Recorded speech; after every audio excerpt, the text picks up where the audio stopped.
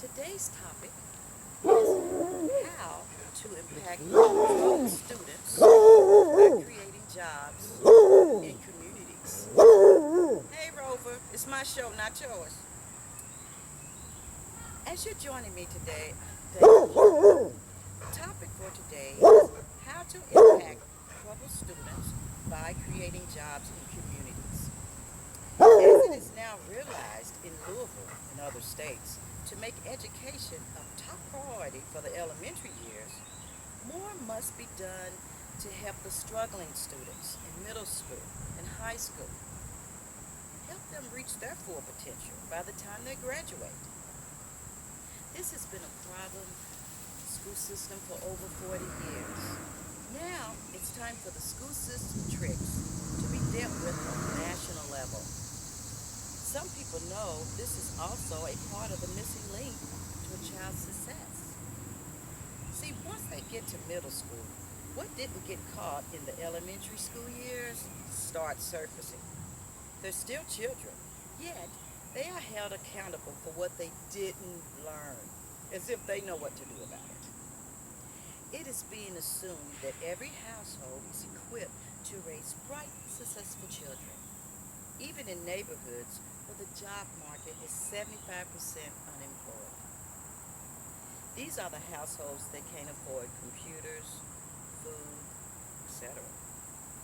The struggling student is struggling for reasons beyond their controls. Here are the odds families fight against daily. All schools are not created equally, which is the reason some schools fail.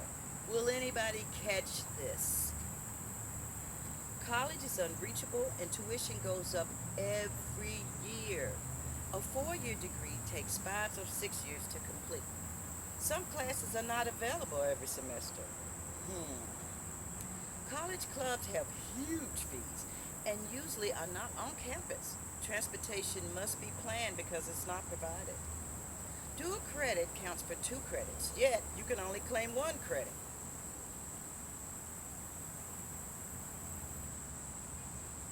The Kentucky lottery funds are not going towards education. This money is going into some official's cookie jar.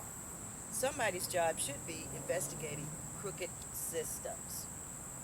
There are not enough teachers, which I don't understand because there are thousands of students in this town that have degrees but no jobs. Most schools don't have funds to support the arts. Sports are the only exception. And if the school does support the arts, you have to bid for your child to attend. The showcase of schools is a very dark reality. The systems don't play fair. The event, however, is festive.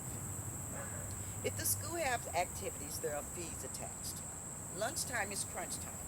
There is no time for recess or physical opportunities. And we wonder why our kids are obese.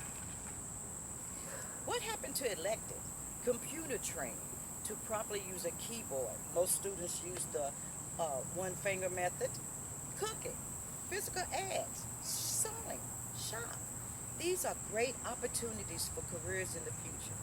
These basic training courses should be available for the students who will never make it to college. Lest we forget, everyone doesn't get that great ACT score.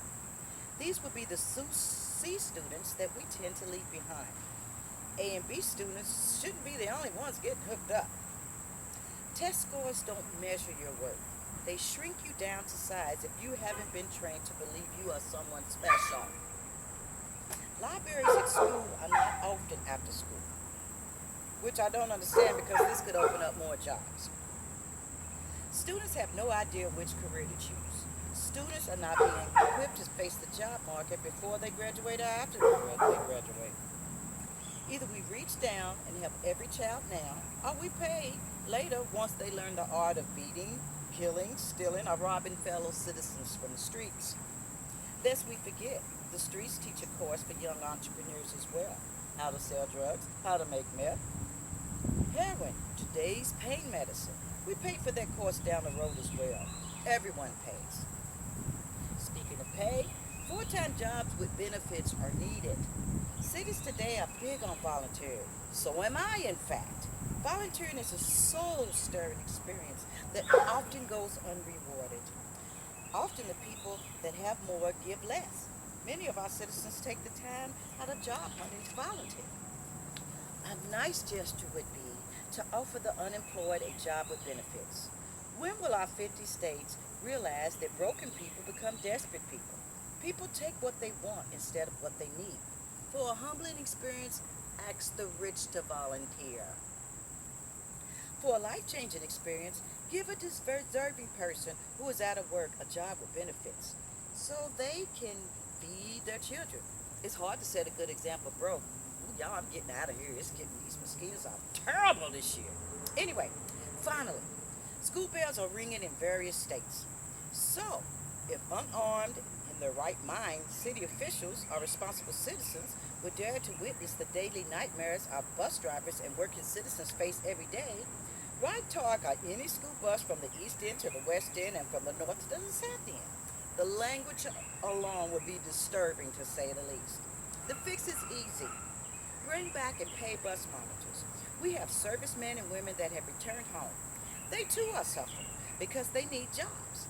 If they can handle the mayhem in Afghanistan, Iraq, and other third world countries, surely they would bring order on some of these schools and bus routes, even aid the police on our city streets. But what do I know? You've heard this on Cornelia TV, and I thank you for your time. The end. I'm gone. These bugs are killing me.